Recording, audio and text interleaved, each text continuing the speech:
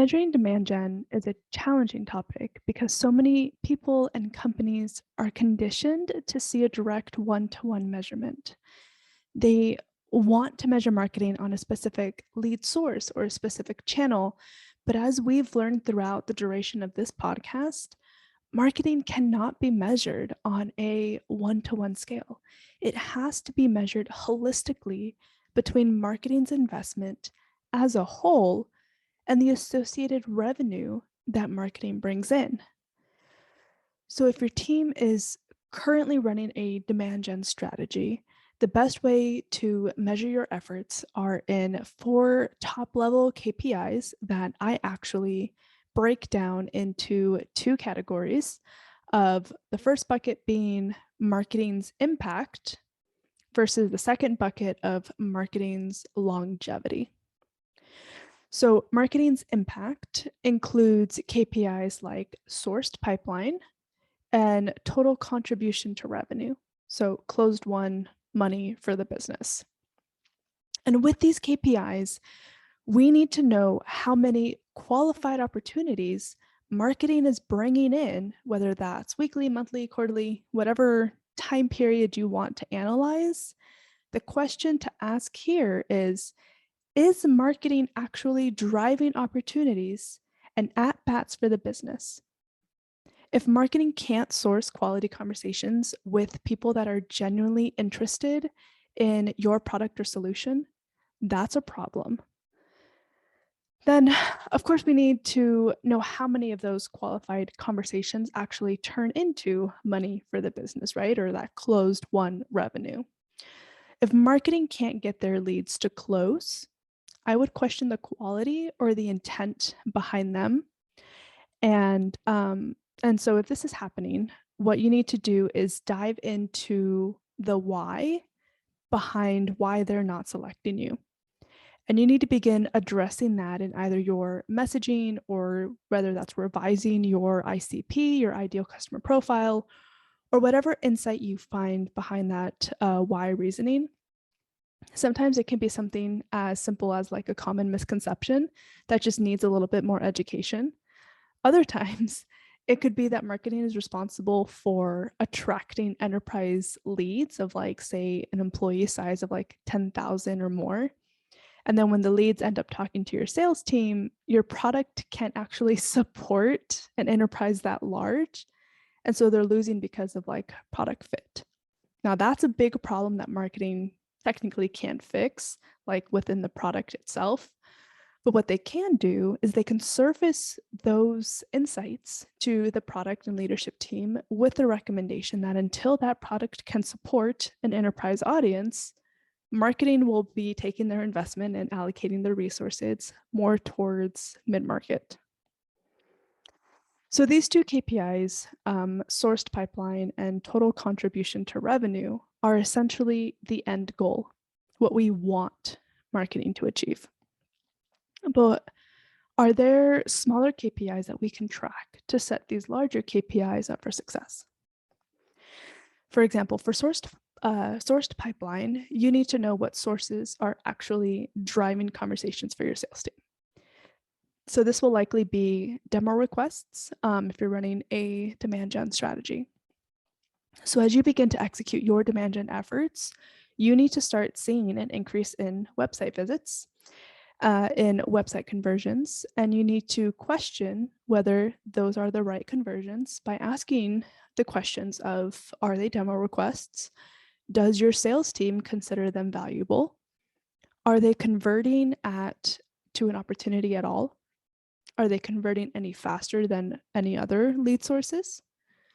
Is there an opportunity amount associated that is traditionally higher than some of the opportunity values that you've seen before? Are you selling more like product bundles or full suite opportunities instead of just specific one-offs? Are they closing any faster in terms of duration by the point they were opened all the way to close? And if yes, are they closed won or are they closed lost, right? If they're closed won, woohoo, great. If they're not, then you need to go back to that quality analysis. So that's the high level categorization for measuring marketing's impact. And that sounds All good and fluffy, like just measure pipeline, great. But how do you actually know if you're doing a good job? Are there benchmarks to consider when painting your story? So here are some of the benchmarks that I strive for. So for marketing sourced pipeline, you should aim to have a close rate of at least 30 to 40% minimum. That's a healthy conversion. And then anything above that, right? Like you could be a rock star.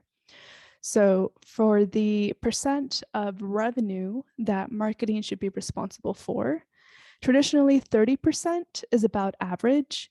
My goal for my clients is a minimum of 50% or more. And I've actually been able to go from 20% sourced revenue from first joining a company to sourcing 67% of their revenue in 1 year. So personally, I think that 50% should be the minimum. But if you're just starting your demand gen efforts, or if you're trying to switch from lead gen to demand gen, telling your leadership team or your boss that you're going to aim for 50% is probably not going to set you up for success within the first like reporting time period.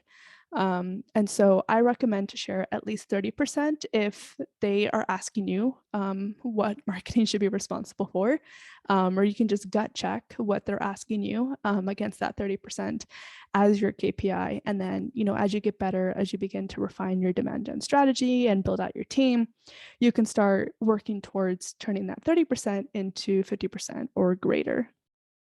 So the second set of KPIs to look at when measuring marketing is efficiency and longevity. So for efficiency, you need to be looking at the overall marketing investment to the ROI.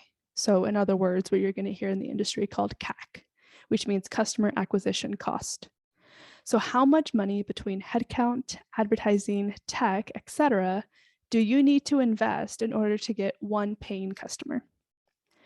So the difference here between what CAC is versus CPA, with what marketers are traditionally used to hearing, cost per acquisition, is that CPA measures the cost of one single action, a form submission, a sign up, etc. Anything that you directly, that one-to-one measurement you put in to get one action out. For CAC, it doesn't matter what that single action is. It's kind of like a catch-all, if you will, of like the total business investment for a customer acquisition. So that's different than like a marketing specific investment into a specific channel. Okay. And I'm not going to lie to you right now. CAC took me a hot minute to understand. Coming from an in-house marketer, not being an executive, I didn't really have access to those type of insights. And I actually have asked once and I was told no. So it wasn't honestly until I broke out into consulting that I was able to start asking for those type of questions and spreadsheets and understandings.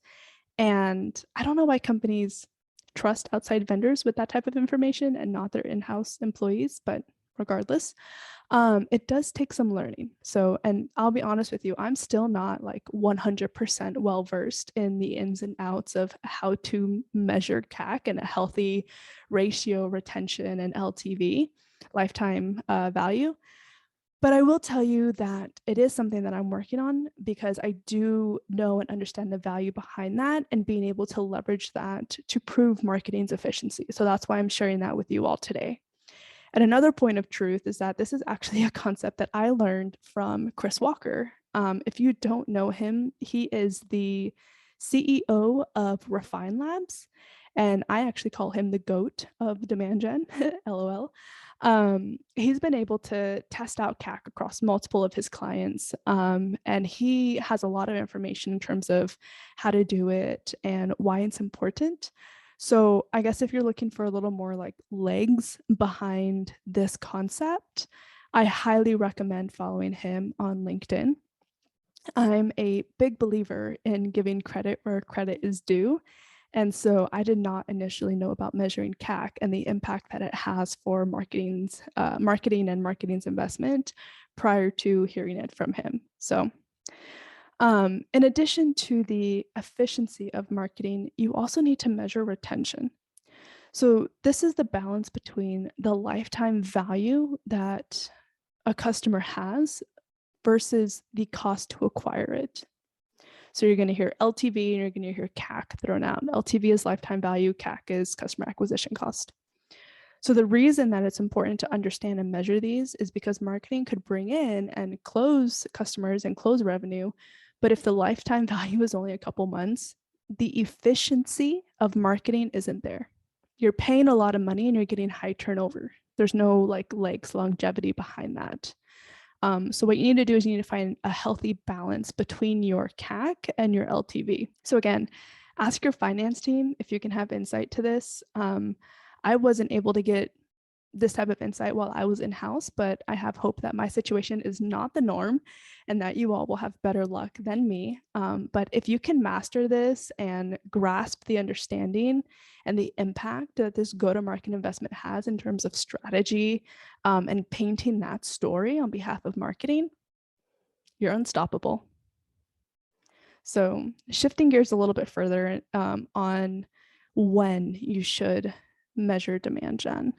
I get the question often on when we should be measuring the return on demand gen and, after what time period. And this one honestly is tricky because truly it depends on your sales cycle. Some companies have a sales cycle of 90 days, 6 months, 9 months, 2 years. So if it takes you 2 years to close a deal, how can you measure marketing's impact anytime before that? Marketing oftentimes gets the short end of the stick because they're pressured to supply results quarterly in order to justify their existence and their budget, their investment. But if your sales cycle is 6 months, 1 year, 2 years, what are you measuring? Potential? The potential to source? The potential to close? The potential to what? Sure, you can look at like the momentum that marketing is bringing in with their responsibility being held to sourced pipeline, but it takes time to build that momentum. And so just make sure you're taking that into consideration when you're drafting these KPIs for your team, that truly what you want to do is measure marketing's impact and efficiency and the longevity of it, right? So if you're not closing any deals for the next 6 to maybe 2 years, 6 months to 2 years, you really need to take that into consideration in terms of measuring marketing's impact. And so my recommendation for those who are switching from a lead gen model to demand gen, and as in terms of when to measure demand gen, is to wait at least 1 year. So you want to look at the investment versus the payback from the year that you did lead gen versus the year that you did demand gen. And if you're currently running a demand gen model, you should already have a little bit of better results. So I recommend a 2 years time period for you, because now you're testing the efficiency and longevity of marketing. You're trying to find that balance between how much you put in versus the sustainability behind that. So the biggest question that I get is, if we have to wait 1 to 2 years to measure marketing, how can I tell that story to my executives, if they're not fully on board or if they're pressuring me? And the answer to that is that you need to find the micro KPIs that lead to that momentum. So we talked about having more demo request conversions to the website. So you need to track how those micro KPIs are increasing after implementing that new strategy. Are you getting more website visits? Are you getting more demo requests? Are they the right types of demo requests? Are they hitting an opportunity stage faster? Are they closing faster, right? All the things that we talked about earlier. You want to paint those out in those micro KPIs to kind of pulse check throughout this journey of a year to 2 years. And then towards the end, you can say, here's how we were pulsing throughout that.